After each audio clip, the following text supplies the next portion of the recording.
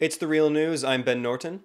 I'm continuing my discussion here with Baris Karaagac. He is a lecturer in international development studies at Trent University in Ontario. In the first part, we were talking about the upcoming snap election in Turkey. That's on June 24th. And we were talking about how Turkey's increasingly authoritarian Recep Tayyip Erdogan has violently repressed political opposition inside the country. He's imprisoned the elected leaders of the HDP. This is the only left-wing party in parliament. It's the third largest party, and he's stamping out all kind of dissent. And Erdogan has also formed an alliance with the far-right neo-fascist party, the MHP. In this segment, we're going to be talking about how at the same time as at home, Turkey is going through an economic crisis and Erdogan is clamping down and expanding his power, he's also expanding militaristic foreign policy abroad. Thanks for joining us again, Baris. Thanks for having me, Ben. So, with the economy inside Turkey unexpectedly in turmoil just weeks before the snap election, Erdogan has accelerated his attacks on Iraq specifically. He's currently bombing Iraq's northern Kurdish majority Kandil region. And in response to this, the Iraqi Prime Minister, Haider al-Abadi, called on Turkey to, quote, respect Iraqi sovereignty, end quote, and he also accused Turkish politicians of raising international tensions for domestic purposes. Haider al-Abadi said, quote, we will not accept an assault on Iraqi sovereignty, even if it is a Turkish electoral campaign. So can you talk more about Erdogan's attacks on northern Iraq? We'll also talk about his attacks on Syria, but clearly when the election is coming up, he's expanding his military intervention in Iraq. Well, the Kandil region is very important because the PKK has been based in that region for more than 20 years now. So most of its armed forces are based in the Kandil. And Turkey recently, actually about 2 weeks ago, vowed that it was going to wipe out the so-called Kurdish terrorists in the Kandil, which is actually a large, relatively large and rugged area with a few mountains there. It's very difficult to penetrate, and that's why the PKK has used it as its base for a long time. And now in Turkey, there's a big debate. Why now? Sources that are close to Erdogan and the AKP have been arguing, they've been claiming that actually this operation has been underway since the final months of 2017. And this includes also some of the former military personnel, and actually one of the retired generals now is running for the neo-fascist MHP party this week for office. He claimed, well, this is what the states and its armed forces have been organizing to do for a long time. But on the other side, many people have argued that, well, the main goal is to hurt the HDP in the upcoming elections by consolidating the nationalist vote, by rallying the nationalist vote behind Erdogan and his people's coalition. In my opinion, again, I think this is a move whose target objective is to win the upcoming elections, nothing else. Most military experts agree that it is impossible or almost impossible to defeat the PKK in this region and control that region for a long time. So this is militarily almost impossible. So the appeal, though, is to the nationalist voters. However, this has not created the vigor or the excitement that the PKK was hoping for among the electorate. So we'll see. Hoping for. Yes, the AKP has been hoping for. So we'll see what happens in the elections. The other issue is that, of course, the MHP, the party that Erdogan has been joined forces with.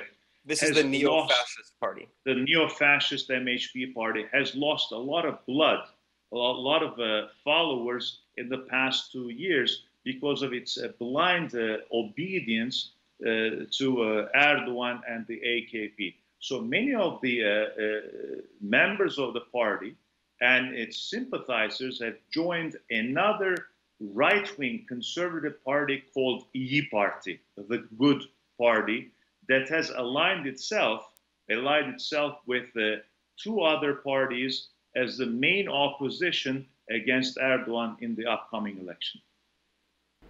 Yeah, and then let's talk more about Erdogan's policy in Syria. Of course, we could talk about this for hours. It's much more intricate than his intervention in Iraq. Turkey, for years, supported Islamist extremist groups inside Syria who are trying to overthrow the government, including ISIS. I interviewed the former head of the Turkish National Police, Ahmet Yayla, who discussed how the Turkish federal government had a policy of supporting ISIS and also other extremist groups. And then in 2015 and again in this year, in 2016 and again in this year, Turkey has also militarily intervened, sent troops across the border. So this happens in August 2016, and then in January of 2018, Turkey sent troops, thousands of troops, illegally across the border into northern Syria, and Turkey has attacked the Kurdish majority town of Afrin, expelling 2/3 of the residents, repopulating the town with non-Kurds, largely Arabs and others, Arabizing the city. And Turkey has also looked eastward and has threatened to attack Manbij. This is in northeast Syria. What do you think Erdogan's policy is in northern Syria? Well, Erdogan's, again, main target in northern Syria is Kurds, and Kurds are consolidating their power alone or in alliance with the other ethnic groups in the region. The main, this is not a serious concern anymore because of all these military adventures and the Turkish occupation in northern Syria. But the main concern a year or two ago was that Kurds would create a corridor along the Turkish-Syrian border that would reach the Mediterranean. Well, after what happened in the northwestern Syria in the past year, this is not a possibility anymore. And right before the interview, I was checking out the most recent updates. Turkish forces, it seems, have entered the town of Manbij. But of course, this has been done with the consent of the United States in the region. Manbij is a very important town. It was liberated by the Kurdish forces in 2016. It was under the occupation of the Islamic State.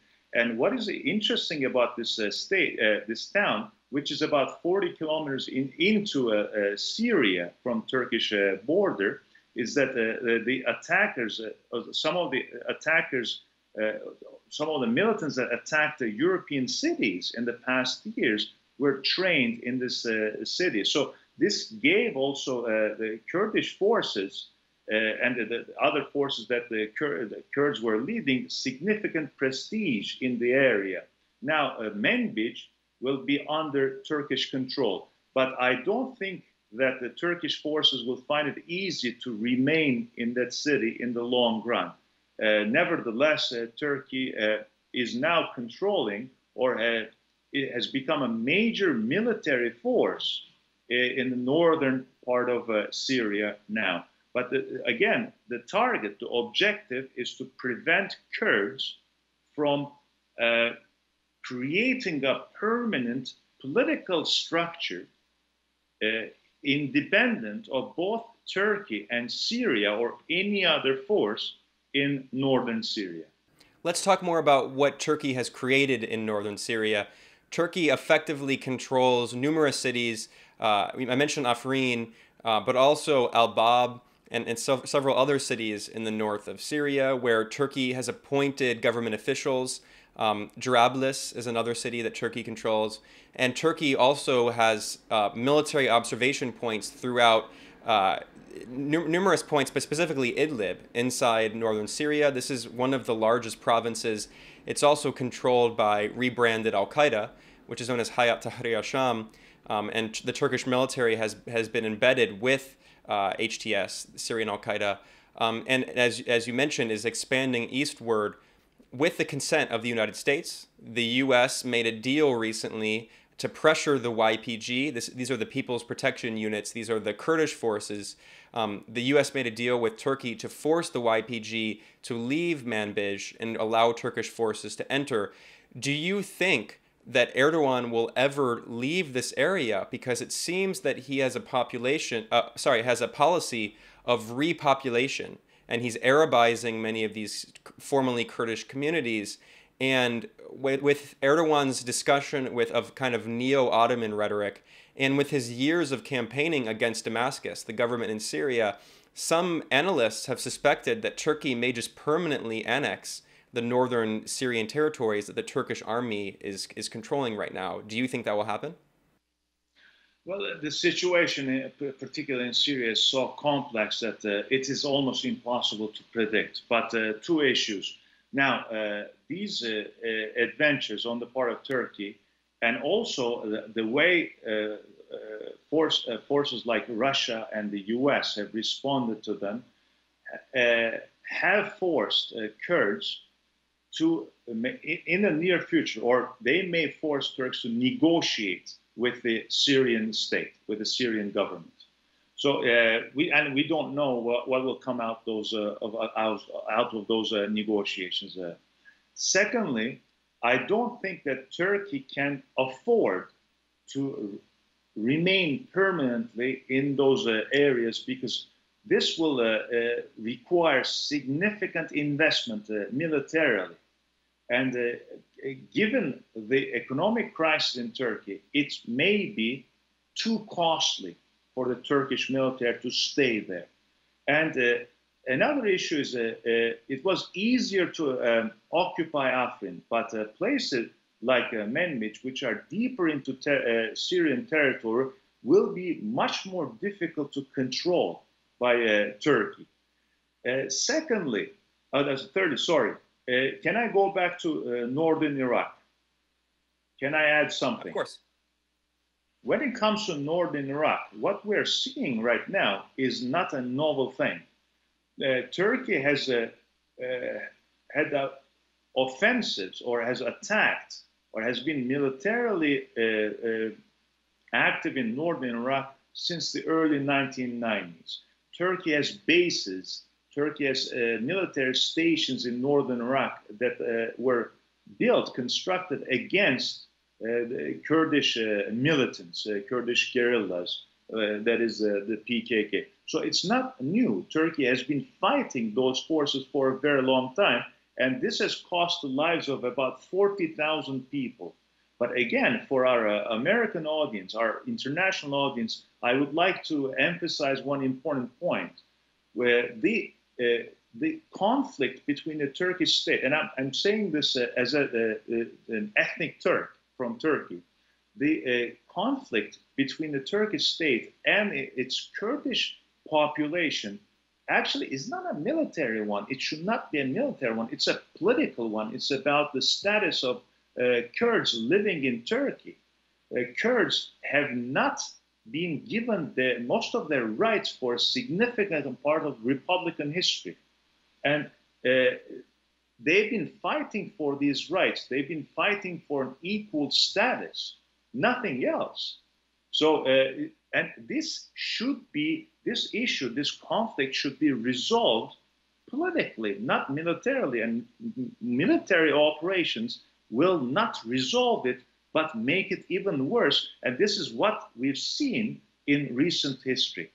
It will lead to more bloodshed. It will lead to more corpses on both sides of the people. And those people who will be giving their lives will be mostly poor young people from both sides. So for people on the left, it is very, very important to oppose this illegal, this unjust war or wars by the Turkish state against its own populations, or against populations in the neighboring states. Well, we'll have to end our conversation there. We were joined here at the Real News Network by Baris Karaagac. He is a lecturer in international development studies at Trent University in Ontario. Thanks so much for providing your analysis. Thank you for having me, Ben. For The Real News, I'm Ben Norton.